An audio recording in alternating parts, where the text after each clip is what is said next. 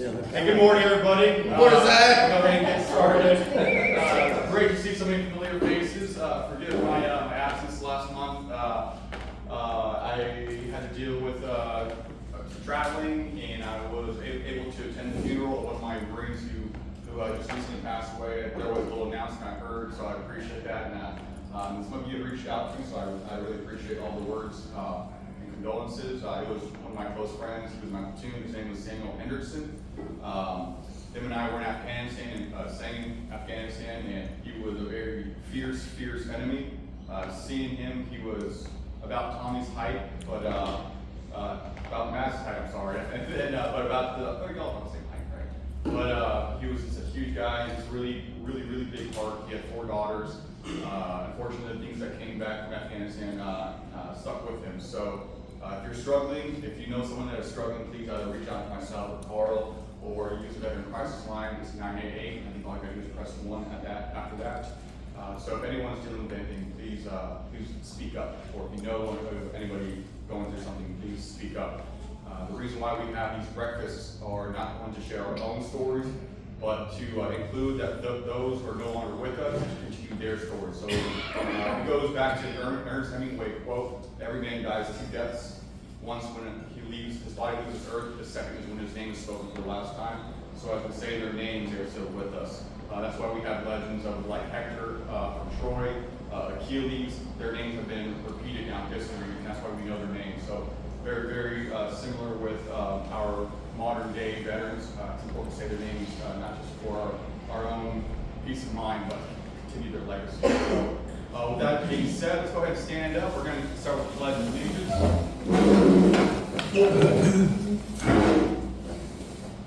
I pledge Allegiance to the flag of the United States of America and to the republic for which it stands, one nation, under God, indivisible, with liberty and justice for all. Now the Texas flag. Honor the Texas flag. I pledge allegiance to thee, Texas, one state under God, one indivisible. Please remain standing for a moment of silence for those who cannot be with us.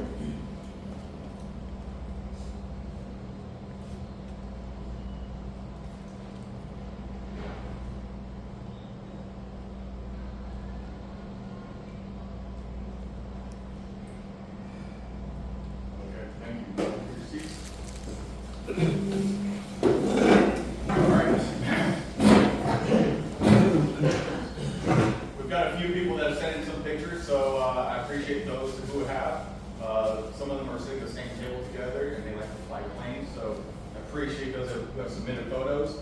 If you do not want my picture plastered all over this, so you don't see it revolving nonstop, send me pictures of either you or somebody in service, maybe a family member, a friend who's not here. What I would like to do again is create a slideshow to have these pictures up, and as people are filtering in to get in the meetings, at the end of the meetings, I want to have these pictures going around so we can see who served and participated in different campaigns and whatnot throughout the 20th and 21st century. Secondly,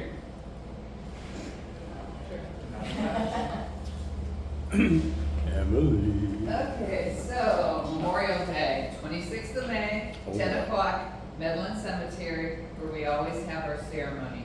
For those of you that were here a couple of months ago, when Tony flew in from Atlanta, which I believe Tony is all your bosses, right? He was an excellent speaker, entertained us, we loved it. Believe it or not, he's coming back to be our guest speaker for Memorial Day.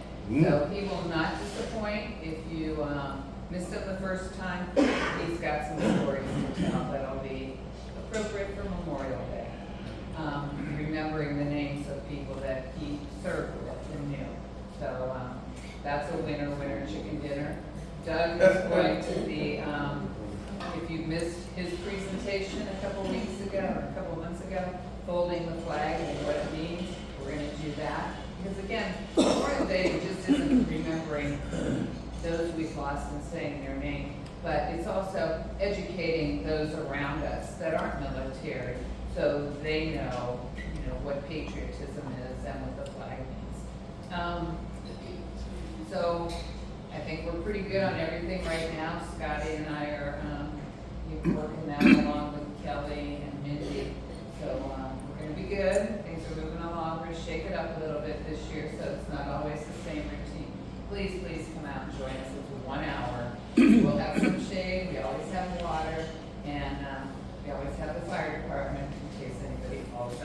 So safety first. Second, right after that, we come up to 4th of July, and we're collecting money for candy that we can throw from the Corvette cars or whatever we end up having. So throwing your change left from your coffee. You'll see me a couple times between now and 4th of July, just collecting some. We made a good start. We had some money left over from last year, so we're not waiting on the power curve, but it will be nice. If you have anything to donate, just pass it around. Whoever has the last can take it home. No. I'll collect it. Any questions? Okay. You showed them the check? Oh, okay.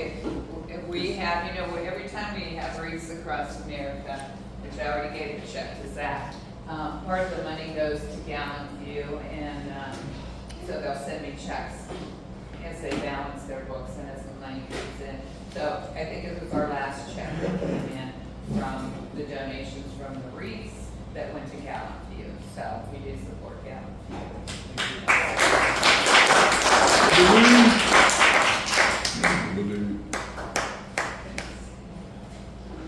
Any other announcements? Any other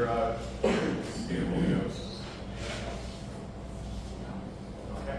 Well, I appreciate all of you coming out. I know some of us, it's the match fest this weekend, so I appreciate all of us sacrificing our time, and I see these subtle little cues of guilt.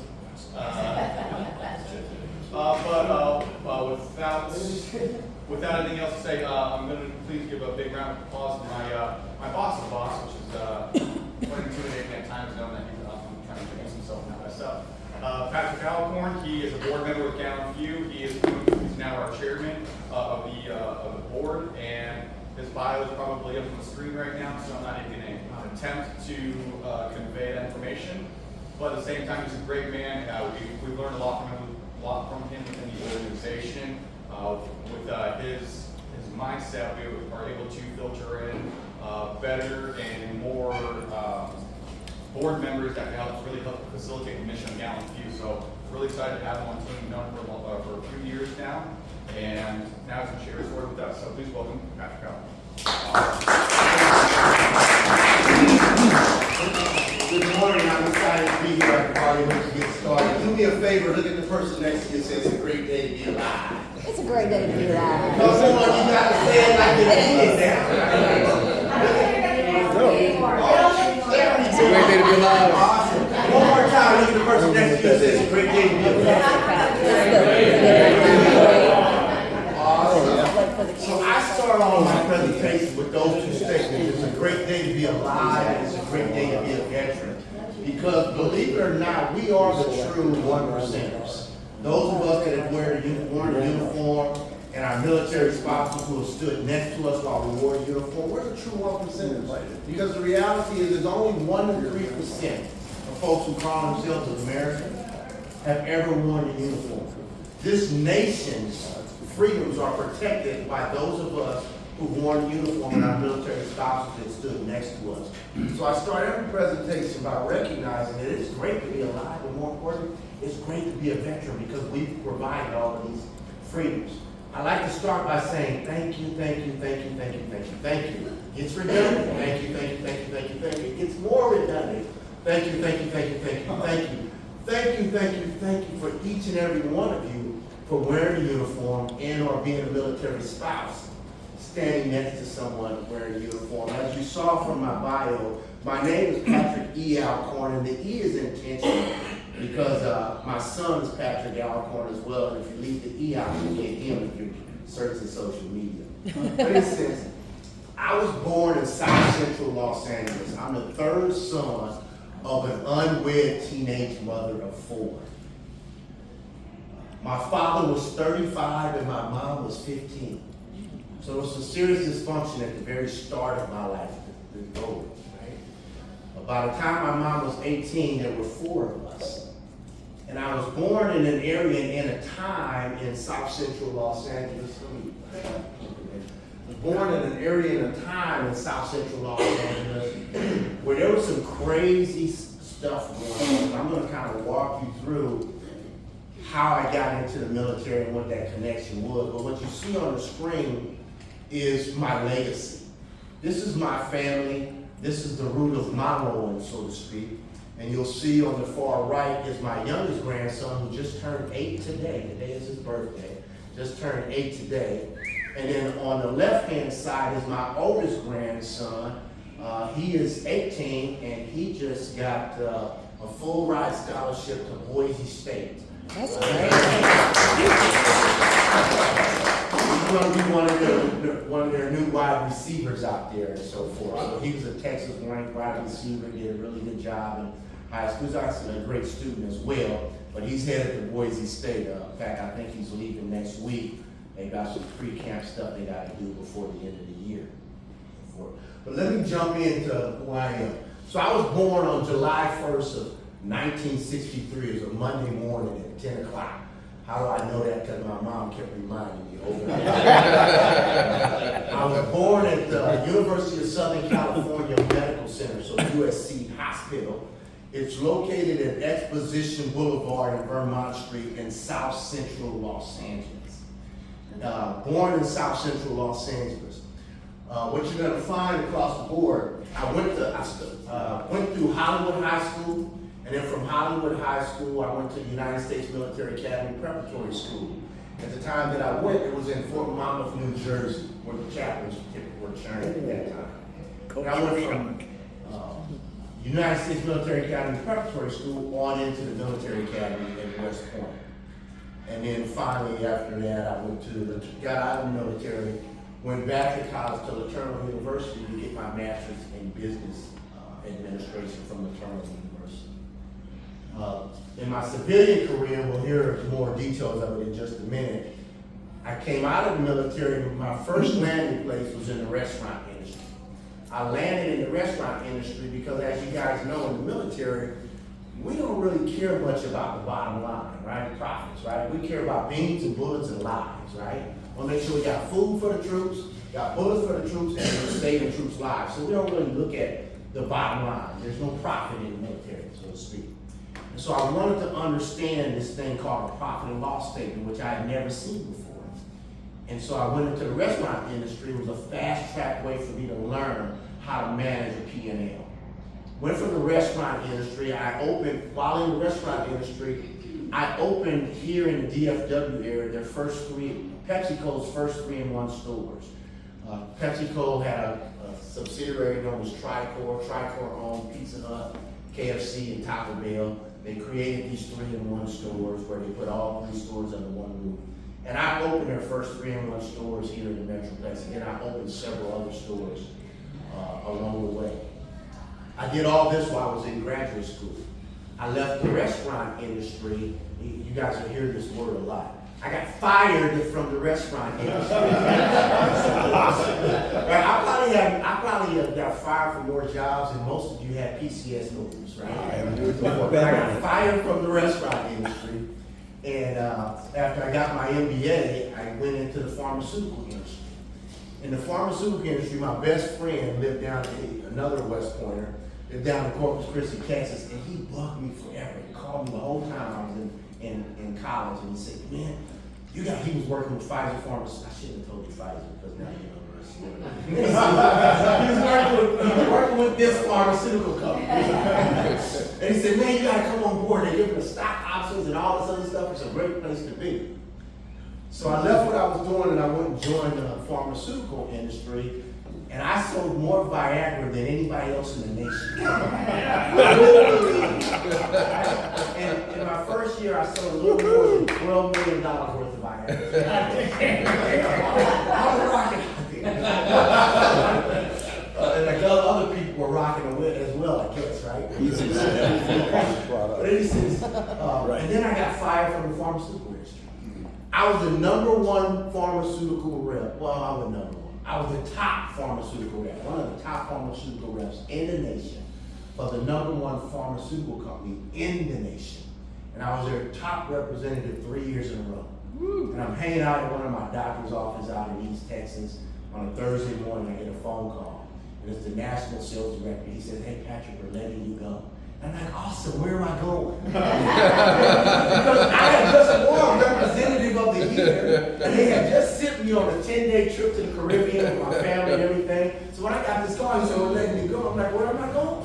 He said, no, we're letting you go. I said, I get it, where am I going? He says, no, we're letting you go. I'm like, okay, so? He said, no, we no longer need your service. I'm like, you kidding, right?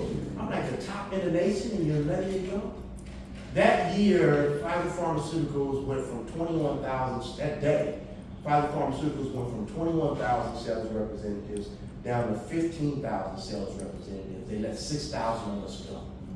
Wow. And you know, the 6,000 that they let go were all those that were making the most money. Why? The former CEO was a salesperson, and so he believed in growing the company through sales. The new CEO was a former CFO, the Chief Financial Officer, and he believed that the way the company was going to grow was through mergers and acquisitions. Yeah. So what do you need if you're doing mergers and acquisitions? Cash. You need cash. So they got rid of all of the top representatives, the ones making the most money, so that they can have cash to go out and buy a bunch of other businesses and so forth. Wow. So I called my wife and I said to my wife, I said, sweetheart, You ain't gonna believe it. you're not gonna believe this, but I just got fired. She said, yeah, right. I said, no, I'm not kidding. I just got fired. She said, yeah, you're right. You're the top person in this company and they fired you. What did you do? I said, sweetheart, I'm not kidding you. I didn't do anything. She said, well, don't stress about it. Don't worry about it. You're the top sales representative in the nation. Any pharmaceutical company would be happy to have you. I said, yeah, but I don't want to work for anybody anymore. I don't like this feeling of somebody else controlling whether or not I have a job or don't have a job. Because who could imagine that you could be at the very top of your game 3 years in a row, back to back? My bonus that quarter was just for that quarter. My bonus after taxes was $40,000. That was my bonus that quarter for selling all that Viagra that I sold. But in any sense, and you're at the top of your game. You don't think you're going to get fired. You don't think you're even in jeopardy of getting fired or anything of that nature when you're at the top of your game. So I said to my wife, I said, I don't want to work for anybody. I don't ever want to experience this feeling again where I have a job one day and somebody else can tell me I don't have a job next day. I think I'm going to go ahead and start this business. She said, nah, you need to get a job. I said, no. Here, look at the business plan. I put together the business plan. So look at the business plan. Here's what life's going to look like for us. So on and so forth. And she said, nah, I think you better go get a job. See, in the business plan, you know, I put my projections in the business plan, the financials to show what this business is going to look like. And so in year one, it says I was going to do $82,000 in year one. She said, nah, no, that's not going to do it. You need to go get a job. In year two, my business plan said I was going to do $140,000. She said, no, go get a job. In year three, the business plan said I was going to do $240,000. She said, we got to wait 3 years for you to get back to where we are there? No, you need to go get a job. I said, babe, I'm not getting a job. I'm going to start this business. So I went ahead and started the business. And year number one, I made $51,000. She's panicking. I mean, she lost her mind. The house got foreclosed on, and we had 2 cars, my car and hers. We lost my car, I had to sell my car. All kind of stuff's going on, and she's just freaking out. You need to go get a job. She's crying. We're getting ready to go through divorce court. I mean, everything's going crazy for us. But I looked at the business plan. I said, well, the business plan, what did I do wrong? In the business plan, I said I was going to do 13 seminars that year, and I only did 7 seminars. So I knew what I did wrong. I didn't follow the plan. The next year, I did $82,000. I did the right number, but I was supposed to do $140,000. And now, my father-in-law's calling on the phone. Hey, what you doing over here? What's going on? What y'all doing? Why is my daughter freaking out? And the kids are all chiming in. Dad, Mom said you need to go get a job. I mean, everybody's freaking out. So on and so forth. I'm like, but look, I followed the plan and everything worked the way it was supposed to work. In year 3, I did $260,000. And my wife said, I'm so glad you didn't listen to me. So I jumped ahead to tell you that story because the way that I got into business, you'll find out here as I go back, the way that I got into business helped me to understand who we are as servicemen and women who wore the uniform, as military spouses who stood next to people who wore the uniform. Share this message with you, but let me back up and just kind of walk through here real quick. So in the early years, I was born, as you heard, in South Central Los Angeles. I was 6 years old at the time that the Black Panther Party was having a shootout with the Los Angeles Police Department. Did I just click the video start? Sorry, if not, I'll click it. Okay. There we go. Should be able to. Oops.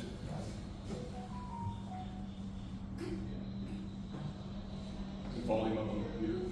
Yeah, well, hang on a second.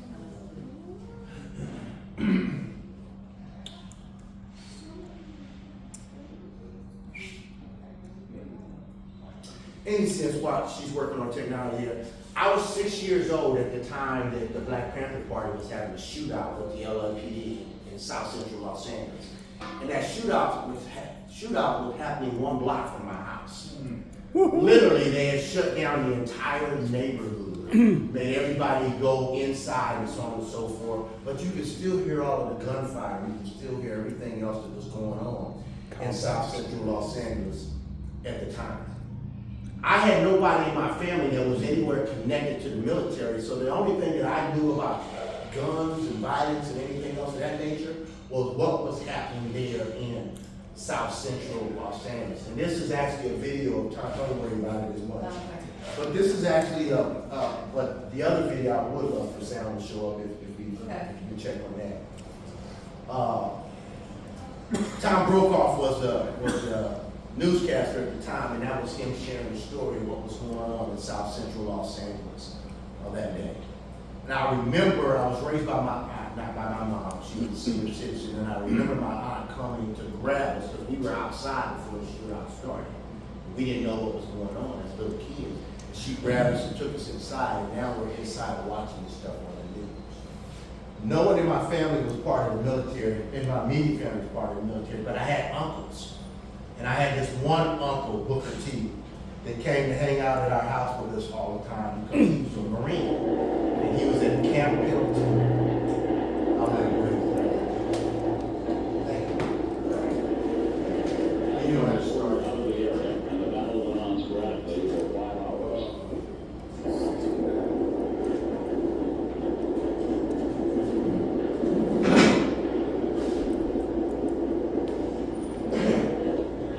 That's a lot of bullets. No tracers. Police began to tear gas the building and threatened to go in after the occupants. Finally, a white flag emerged, and 11 men and women filed out.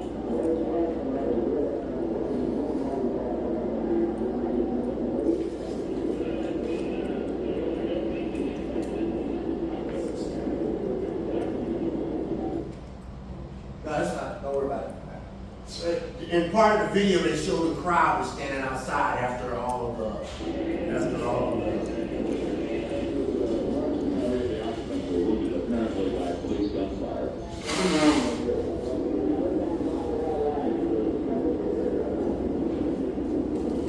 The others were photographed for the record on the spot and taken to jail.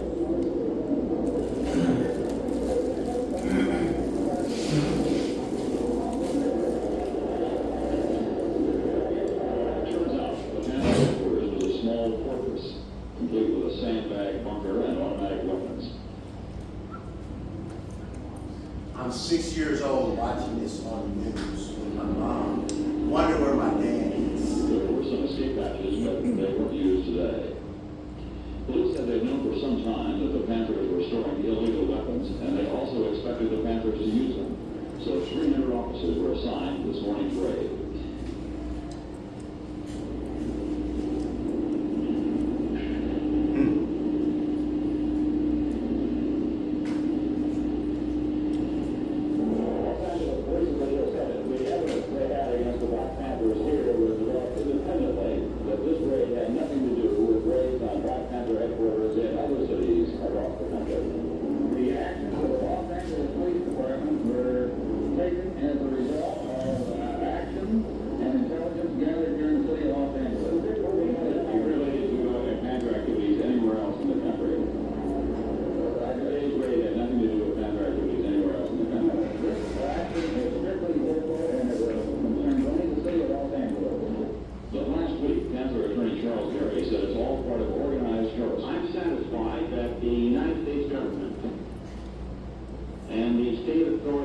state agencies are out to systematically commit genocide on the Black Panther Party. He said commit genocide on the Black Panther Party. And in my house, the belief that it wasn't to commit genocide on the Black Panther Party was to commit genocide on all blacks. That's what we were being told. My father and my uncle was standing in that crowd outside of it, and we were one block away. So I just wanted to share that so you can have some idea of my mindset and what was driving me. My early mindset, in spite of all of this, and in spite of what was going on in our community and what I was led to believe, I still wanted to serve because of my cousin, Booker T, who was a Marine down at Camp Pendleton Marine Corps Base, and every time he had an opportunity to go on leave, he came and stayed at our house. And he always came in uniform, and he always looked real sharp in his uniform. And I can remember a little child, 6 years old, 7 years old, 8 years old, I can remember him always playing with us and making us do this left, right, left, making us salute him. He was a private, right? You know, PSC maybe. I remember when he made corporal, right? So I remember when he made corporal, when he was making us salute him and all this stuff. So that's what was going on, but that was my early introduction to the military. And I ended up becoming what they call a Marine Corps Devil Pup. That's the Marine Corps' version of Boy Scouts, right? So Marine Corps at Camp Pendleton, they have their own kind of Boy Scout troops, and they call them Devil Pups. So I got a chance to go to Camp Pendleton and hang out there as a Devil Pup, going through all the stuff that Boy Scouts go through, but I did it as a Marine Corps Devil Pup, so to speak. I'm trying to get fancy. Oh, I got her. And so, after going from Hollywood High School, I went to, I entered basic training, I came out of basic training at Fort Dix, New Jersey on July 8th of 1981. I'm the person in the very front row on the very far left. That's me right there. And then I left Fort Dix, New Jersey as a PFC, went off to the United States Military Academy Preparatory School, and then off to West Point, me in the middle. That uniform, me in the middle, that's not Sergeant First Class rank. That's West Point's adjutant. That's West Point Major rank that I'm wearing right there. I was the battalion S1 when I was at West Point. That simply means that whenever we had parades, I was always the first one on the field, and where I stood, I was the marker for where all the other cadets came and lined up. So I went out on the field, stood there with my saber, and I was the marker point, and then all the other West Point cadets during the parade, they would come and line up on me. That was my job. I played football for Army. We are 2-2 versus Navy, so I apologize to all you Navy folks that are in here. No, actually, I don't apologize. You can't just suck it up, right? But we were 2-2 versus Navy. We had 2 Commanders-in-Chief trophies, 2 trips to the White House.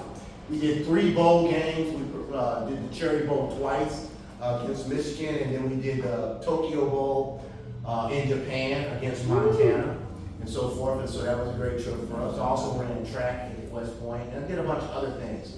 But going back to that original story that I just shared you, one of the things that I did at West Point, I was responsible for an organization at West Point known as the Contemporary Affairs Seminar. We were, in essence, West Point's Black Student Union. So all of the African Americans and some folks who are not African Americans were all part of this organization at West Point. And our only job was to make sure that Black history was being studied at West Point. That was it. And so every year during Black History Month, we were responsible for a bunch of different educational activities that took place. So in this particular year, in my junior year, I'm responsible for all of the planning, right? I'm responsible for our Black History Month. I had about $60,000 that we had raised through activities that we had, different dances and other things that we did at West Point and so forth, in order to execute this event. And then the Academy gave us another $30,000. So we had $90,000 to execute this event. I get called in by the Commandant of Cadets, Brigadier General, over the entire our cadet corps. And he says, hey Patrick, what are you guys doing for Black History Month this year? I said, oh great, we got a lot of money, this is what we've done, this is what we raised. We're bringing Alex Haley in, the author of Roots. He's gonna come in and talk to us about Roots. And then we've got Brian Gumble at the time, was one of the well-known newscasters. Got Brian Gumble coming in. We got General Roscoe Robinson, one of the first brigadier generals, one of the first African-American brigadier generals.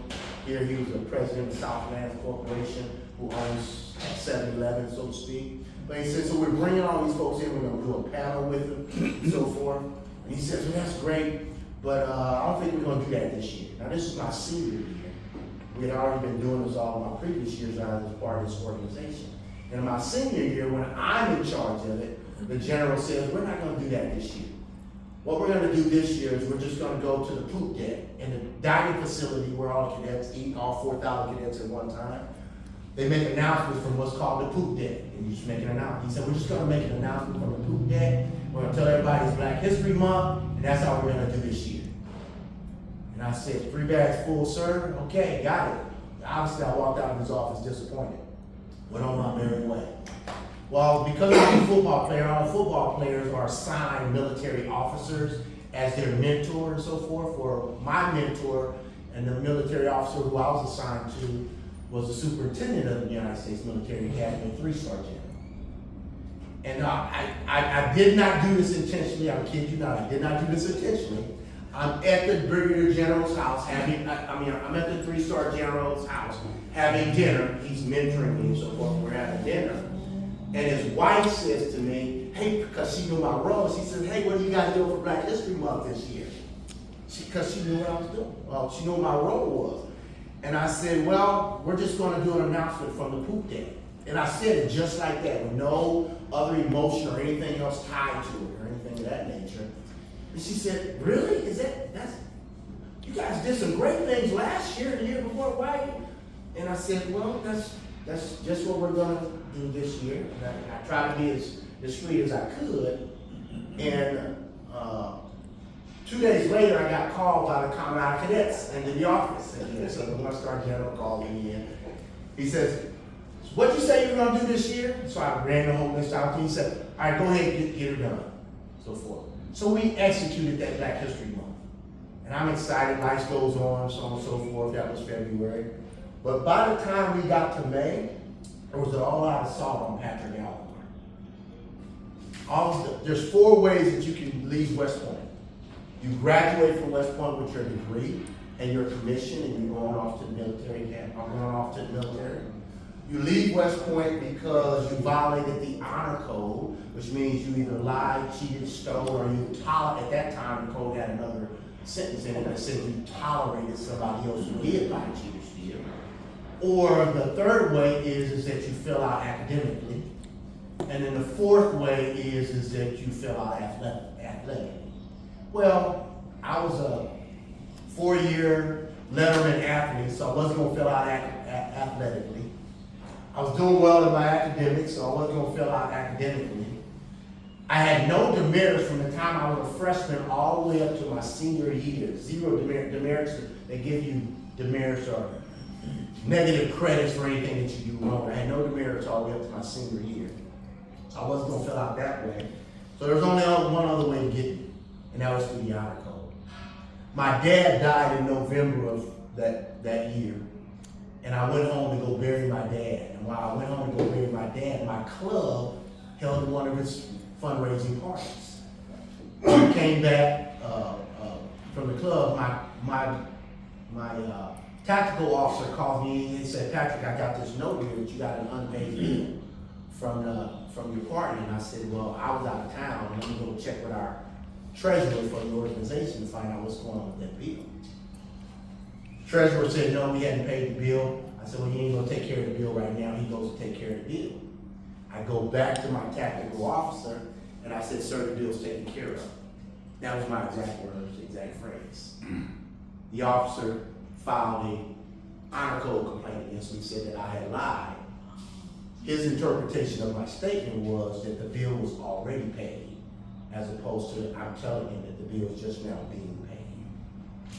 That's equivalent. It's not an exact word use, so on and so forth, that's quick. So I was separated from the United States Military Academy 8 days prior to graduation. Graduation was May 8th. And on May 2nd, they sent me home. They sent me home with my degree, but no commission, and so forth. I didn't even look at that and then think about that in any way, shape, or form. I didn't notice that it had anything to do with Black History Month until 2 years later when I was back on active duty as a staff sergeant. I'm a PSNCO for a battalion, the 10th Engineer Battalion in Germany, and the battalion XO was a cadet at the military academy when I was a cadet, and he was an underclassman up under me. And he's looking at me and he's like, Staff Sergeant? And he's, you know, he's captain, so forth. And he says, we always wondered what happened to you. I'm like, what do you mean? He said, you don't know what happened? I'm like, no, what are you talking about? He said, the commandant came after you. I said, what do you mean the commandant came after you? I didn't realize that in my senior year, I told you I had no demerits from freshman year all the way up to senior year. In my senior year was the very first time that I got demerits, and it was after Black History Month activities. When you get demerits, you get to carry your rifle and walk the yard back and forth. And in my senior year, having had no demerits, all of a sudden I was getting demerits because I had water in the sink, coat hangers not evenly spaced in the closet, lights left on in the room, and things of that nature. You have to understand how odd that was for me, because I was a battalion adjutant, and my job as a battalion adjutant was to go inspect rooms and issue demerits. It's not likely that my room was going to have demerit issues with it when it was my job to go inspect demerit. But every day I kept coming back to my room, and I got demerits for this thing, and I'm like, I had a roommate, and I had demerits for these things, and I'm like, Roger, did you leave water in the sink when we left the room? Or Roger, did you mess with my closet? And I just wrote this stuff off. It was petty. It didn't really matter to me. But I didn't notice it was an assault on me. I had no idea that it was an assault on me. Nevertheless, I still went off to, and still wanted to serve. Still wanted to serve. And as a battalion, the Personal Services non-commissioned officer was responsible for a 960-man battalion and all of the assignments and everybody gets. They came over to Germany to that unit and so forth. They sent me the primary leadership development course, the non-commissioned officer's primary course. Obviously, I graduated with honors. I was a top graduate. I mean, it's common sense, right? Then they sent me to the basic non-commissioned officer course. Top graduate. I graduated with honors. I mean, it made sense. I just had 4 years at West Point. Just makes sense, and so forth. But then the first Gulf War starts. Now, like many of you who were deployed, I was never deployed, so I sent my family home to Los Angeles while we were there, and I picked up called my home one day to talk to my wife, and I could hear my son in the background running to the phone. Is that Dad? Is that Dad? Can I talk to Dad? He gets on the phone. He's 4 years old at the time. He said, guess what, Dad? Guess what? We just saw the pizza man get robbed. Right there back in South Florida, we saw a pizza man get robbed. I'm like, awesome, son, let me talk to your mom. puts my wife back on the phone. I said, sweetheart, I'm getting ready to get out of the military. I'm coming home. I'm going to go to Texas. As soon as I get to Texas and I get my feet on the ground, I'm going to send for you guys. On June 24th of 1991, I landed here in Texas. And on June 26th, I sent for my family. So I wasn't born in Texas, but I got here as fast as I could. So that's kind of so that's my military journey. So I don't have any battles. I don't have those battle scars that you guys have from being deployed. I don't have those types of relationships, those types of issues. My roommate was actually lost his life in 911. He was in one of the towers and so forth. And then I have several other classmates. What's neat about it for me is even though I didn't graduate from West Point, my colleagues and my classmates still treat me as a graduate. They invite me to all the alumni events. I still participate in everything with them and so forth. I do have my degree from West Point. I just didn't get my commission, and because I don't get to say I graduated. I just get to say that I attended. West Point. But here's my civilian life. This was my wife for 38 years. I met her after I left West Point and went home to Los Angeles. I went to graduate school at USC to start off in mechanical engineering. Funny, I was a deputy city councilman for the largest district in Los Angeles, over 280,000 constituents. And I was driving a city car with lights and stuff on it. And I was driving north on the main street in Los Angeles, and this car was driving south on the main street in Los Angeles. And I turned my lights on and flashed it and pulled the car over. And the person driving the car was actually my wife's best friend. I was driving the car. She thought I pulled the car over for her. And no, I pulled the car over for her passenger. And I got out and started talking to the pastor and so on and so forth, talking to my wife at the time, and so forth. And she had a boyfriend at the time, and I knew that because the reason I pulled her over because I had originally seen her. Buddy of mine owned a car stereo place, and they were having a car stereo put in their car. I was very respectful. I didn't eyeball her or anything of that nature, but I did notice her at the car stereo place. And when I saw her driving down the street, I definitely pulled her over on purpose. So I tell everybody, people say, how'd you meet your wife? I say, I picked her up off the street. That's how I met her. But he says, so we produce 3 grown kids and 8 grandkids. I have another son. He's the second one from the left over there. I have another son. And then I have 2 of my kids that are missing from there. So my middle son's missing, and then my second grandson is missing from that picture up here. But all of that helped me to change the narrative. And here's the narrative that I want to share with you, and this will get me towards the end of my story. And that's this. I thought about who I am as an individual versus who the military kept painting the picture of me and all these jobs that I got fired from and all these other things. And started to feel like this karma, negative karma was just following me. And every time I get at the top of my game, right at the very minute when I'm at the top, something catastrophic would happen. And I'd end up starting all over again. Well, here I was feeling like I was starting all over again. And I was thinking about that, and I started to think about how we're treated in the military, the way people view us in the military. Take you on a quick military journey, go back to Vietnam, and I know we got a couple of Vietnam vets that are in here. And so, first of all, let me say thank you for your service, but let me also apologize on behalf of a grateful nation who didn't do what they should have done to take care of you as a Vietnam vet. So you guys already understand, I'm preaching to the choir. After Vietnam, imagine this. This is what I'm told. I had experience myself, but what I'm told is these folks are on a plane coming back from Southeast Asia, and they're told, make sure you take off your uniform before the plane lands. Because you need to hide the fact that you were in the military. Because folks everybody thinks you're a baby killer, and they're gonna spit on you and call you all kinds of names and stuff. That's the mood. That's what everybody thought of a serviceman person after Vietnam. So let's move forward. Let me back up before Vietnam. After World War II, what was the mood and what was the sentiment? The mood and the sentiment after World War II, we call those folks, we not only call them the baby boomers, we call them the greatest generation. That's the name we give to folks after World War II. We call them the greatest generation.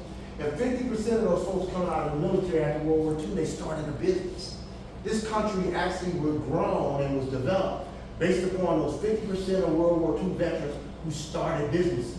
So after World War II, there were ticker tape parades, there were celebrations, there was all kinds of great stuff going on.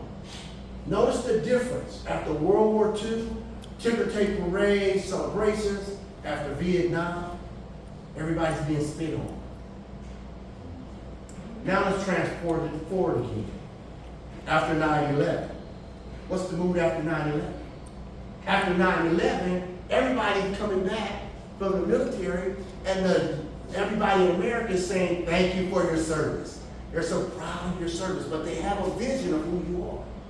What is this vision? What do they think about everybody who's come back from 9/11 or was part of the 9/11 experience? And even today, anybody know?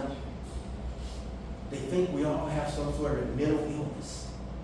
They think we all have some sort of PTSD or some sort of traumatic brain injury or something else of that nature. so forth. They do say, but watch this. Go out any day right now and let somebody say thank you for your service, and then watch what happens just moments after they say that. They say thank you for your service, and they're proud, and they're happy, they smile, and then all of a sudden they drop into an apologetic mood. They're apologizing for the experience that you had and for what they believe might be going on inside of you. But what I want to say to you is, you may have a disability, but that doesn't make you a disabled person. You may have an incapacity, but that doesn't make you incapacitated. What we have is not who we are. Carl was sharing with me that they were doing a rock climbing event here with Gallup Few, and they had a veteran, one of the guys was there. And they needed somebody, Carl had asked this guy to be on belay, holding the rope for somebody who was getting ready to do a climb, and the guy said, I can't. I got PTSD. And Carl took the guy to the side and said to the guy, he said, I'm sorry you're experiencing this, I understand that, but I'm looking at you. You know, he's looking at this guy, he's looking at his muscles, he's looking at everything else, and he's saying, I understand if your PTSD is related to a rock climbing or somebody laying on you, whatever the case may be, but based upon what I'm seeing here, you ought to be able to hold this rope. And it changed that guy's entire narrative. Instead of him now seeing himself as a PTSD person who can't hold a rope on belay, he realized that he does have capacity. He realized that he does have the ability to do something. And so he goes on belay. That's the message that I'm sold out to. That's what brought me to Gallup Few, is the recognition that we're more than the incapacity that we think we are. And here's a quick look at the video, if you would, of what drives me and what draws me to Gallup Few. What makes Gallup Few different from all the other organizations.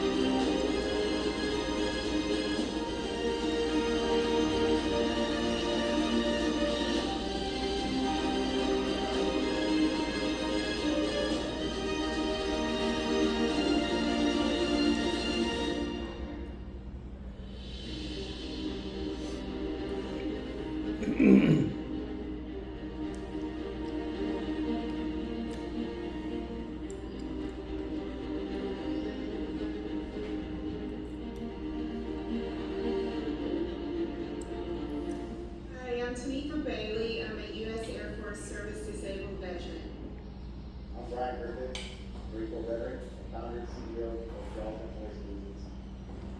Hi, my name is Alejandra. I'm a USA veteran and owner of Daryl Fitness and Fitness Nutrition Coaching Company. Hello, I'm Tim Champion, owner of Champion Construction and Technology. I'm a U.S. Army veteran.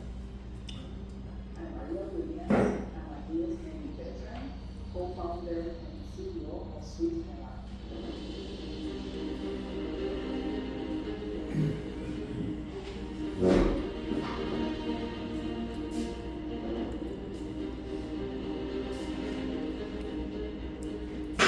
I joined Gallup Fuse because we're in alignment with our mission, and we're on a mission to change the narrative.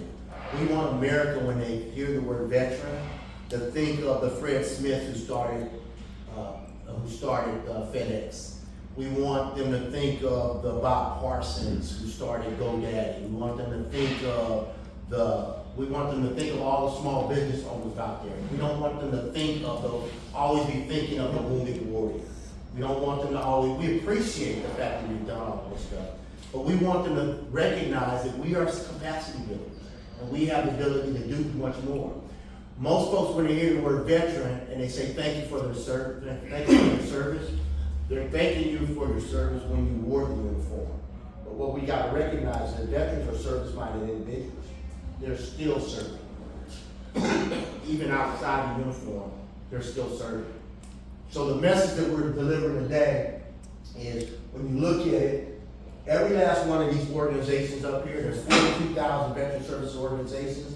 Most of them were started by veterans. DAV, Disabled American Veterans, was started by a veteran. American Legion was started by a veteran. Wounded Warrior was started by a veteran. Veterans know how to solve veterans' problems. It's great to give a $30,000 automobile to a veteran. It's a great Photoshop. It's great publicity idea. But if you took that $30,000 and you hosted a pitch competition for a veteran-owned business, you exponentially impact the entire ecosystem. Because that veteran-owned business will hire other veterans. That veteran-owned business will start a nonprofit and give back to veteran causes. That veteran-owned business will grow the economy in the communities where they live and serve. The message is not to start taking money from all those veteran services organizations that are providing social services. The message is to recognize that there's another way to have an exponential impact in the philanthropic community by helping to empower veteran-owned businesses. I'm going to skip past that. Gallant Few is one of our sponsors this year. They came in with us year before last, but the Business Beyond the Battlefield Conference is an annual conference that happens here every year in Arlington, Texas. It's a 3-day conference. You get up to 300 military-connected entrepreneurs that come in from all across the nation to share best practices, to educate, train, and to be inspired on starting and growing and expanding their businesses. The results of that conference in the conference community looks like this. You'll see Business Beyond the Battlefield literally takes care of, it provides education and training for businesses from the startup phase all the way up to about $5 million in sales. That's the attendees that are typically at our conference. The other competition is out there, Veteran Edge, which just happened here in March. Those are typically for your growth companies that are going to be a $5 or $10 million business in the next 3 to 5 years. You have to apply to go to that conference. Not everybody's allowed. Business Beyond the Battlefield Conference, anybody can come. Even if you just have an ideal and a dream, you can come and learn about it. Veterans in Business, or VIB and VETS, VETS, those two conferences, those are strictly government contracting conferences. Just folks who are in government contracting. So if you're not in government contracting, you're wasting your time going to that conference. And then you can see all the other different types of conferences that are available for folks to go through. The Business Beyond the Battlefield Conference is the only conference that's open to everyone, covers the entire spectrum, and has content for everybody at every stage of development in their business. The conference is taught in tracks, so there's a basic training track for folks who are just getting started. There's an advanced individual training track for folks who are existing businesses. There's a strategic reconnaissance track for folks who are at the higher level and they're in that growth stage and want to be that $5 to $10 million business. And then in every track we teach leadership because I'm an executive coach with the John Maxwell team. John Maxwell's book, 21 Irrefutable Laws of Leadership, and he coined the phrase that everything rises and falls on leadership. So we teach leadership in all of our tracks, and then every track has access to capital. How do you get money at whatever stage of business that you're in? These are 3 of our quick success stories, and then I'm done. Andy and Ashley Williams, a Marine Corps veteran, hosted a television show on HGTV called Flip or Flop Fort Worth, was a client of mine. And as a client of mine, we were able to get him $1 million in working capital so he can go out and do these fixes and flips and so on and so forth, coming through our program. And then Sheena Ramaran was awarded $12 million in federal government contracts, and she did that in 18 months. Typically, when folks get in the government contracting space, it takes them 3 to 5 years to get their foot on the ground, and they usually go in as subcontractors. She's a prime contractor, which means her contracts are directly with the federal government agency. She has 6 contracts. She has 8 contracts, and she's the prime on 6 of those contracts. So she's directly with the government agency. And she did all that in 18 months as a client. And then Steve Elliott started Digital Navigator, started his business, moved it from another state where it was just a solopreneur, just him. Came in here to Texas, became a client of mine, and added 6 employees to his business. That's the impact of what we do. That's the impact of empowering veteran-owned businesses and so forth. Right? The conference is coming up October 10th. The price of the conference is $99. There's a discount code out there right now. I'm sorry, the conference is $499. There's a discount code out there available that'll get the price down to down to $99. It's going to be at the National Metal Museum. Anybody been there yet? Beautiful place, right? It's going to be at the National Medal of Honor Museum. We'll be there for 3 days. There are some sponsorship opportunities still available. You can see there on the right, everything from registration down to a meal sponsorship across the board. Thank you so much. Sorry it took a little bit longer than I expected, but thank you guys so much for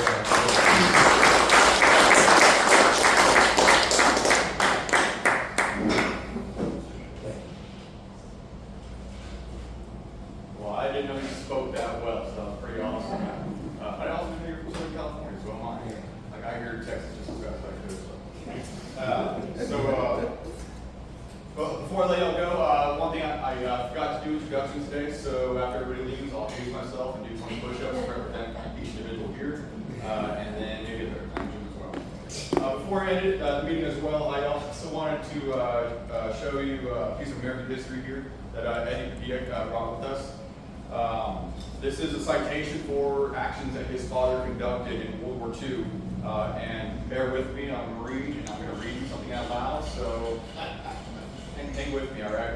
But I think that this is very important, not from only Patrick's story, but Eddie's story as well, and it goes to my grandparents. My grandparents immigrated here from Mexico, attained citizenship, and my mom, her generation gave us the ability to have a good life. And I've been very blessed and fortunate to have served the Marine Corps, so I feel like I was able to give back and honor my grandparents. And I'm sure a lot of us here have been grandparents, parents, things like that ahead of us. So I would like to honor Eddie's father here. Let me read this real quick. Technician 5th grade Manuel O. Padilla, Army serial number 3169977, Medical Department, 405th Infantry, United States Army, for heroic achievement in Germany on 22 November 1944 in connection with military operations against the enemy. When his company became pinned down by intense enemy artillery, mortar, and machine gun fire, Technician 5th grade Padilla, with utter disregard for his personal safety, repeatedly moved across several hundred yards of open terrain to treat and render first aid to numerous casualties. On one occasion, when under enemy observation, he went to the aid of 10 men who had become casualties from enemy tank fire located 200 yards to the front. He evacuated the men to a position of defilade, which saved the lives of the more seriously wounded and reduced suffering of others to a minimum. The outstanding bravery, courage, and devotion to duty displayed by Technician 5th grade Padilla reflect great credit upon himself and the military service. He entered military service from New Mexico.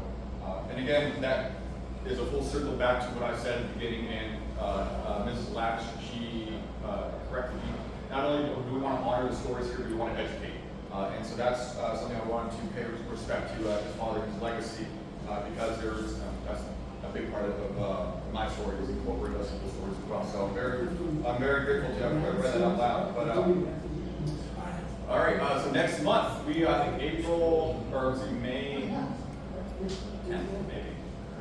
I don't know. I'll leave my more questions for now. But we already have our next breakfast. We have our speaker, I believe, is going to be Justice. I think May. Air Force Special Operations guy, served during the Global War on Terrorism campaign, and yeah.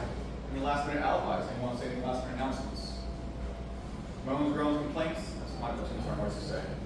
Tommy. I signed up for a half marathon, so keep me in your prayers. Yeah, so pray for Tommy and his hydration levels. All right. Well, I appreciate all of you coming out. Thank you for coming, and we'll see you next month.